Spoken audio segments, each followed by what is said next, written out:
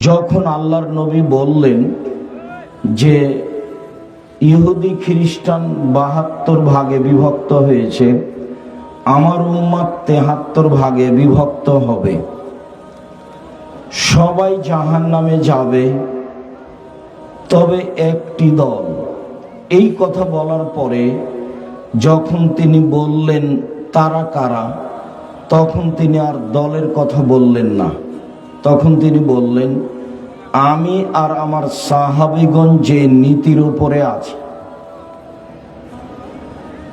বললেন যে ৭৩ ভাগে বিভক্ত হবে, ৭২ই জাহান্নামে যাবে, একটি জান্নাতে যাবে।